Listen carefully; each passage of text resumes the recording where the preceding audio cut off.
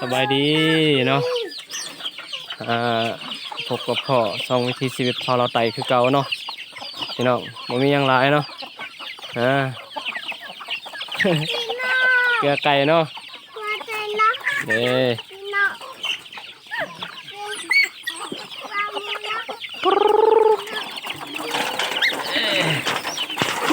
อ่า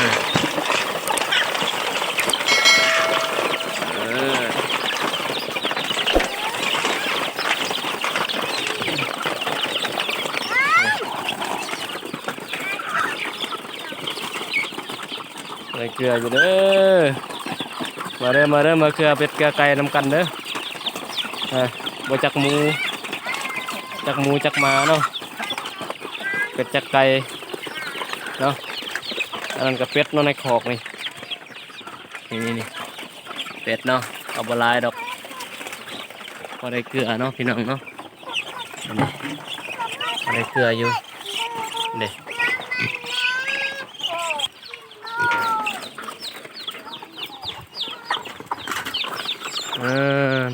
ลูกไก่เนาะเนี่ยลูกเป็ดลูกไก่เด้อพี่น้องเอ้ย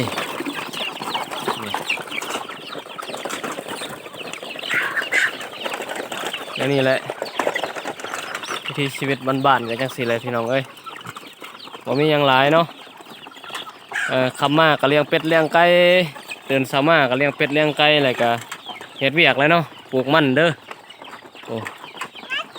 ปลูกมันเด้อพี่น้องเอ้ยฮะเห็นบ่ปลูกมันนี่กำแนนเนาะพี่น้องบรรยากาศยามแรงเนาะอันโตจะขึ้นลกก็จะขึ้นแล้วเนาะไก่นี่โอ้พนอนอยู่ปลายใหม่พุ่น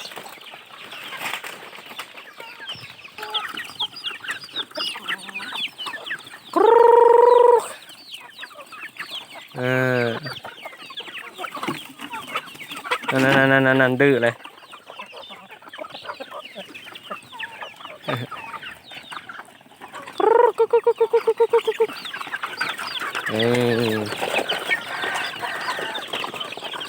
แบบเลี้ยงไก่ผสมเลยพี่น้องเอ้ยไก่ลาดไก่ยังเฮานี่แหละไก่ลาดไก่ตี้ผสมใส่กันเลยเนาะบ่ได้คัดบ่ได้แยกเนาะ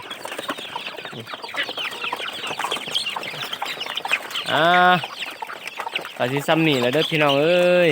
นี่มีงัว2-3 ตัวอยู่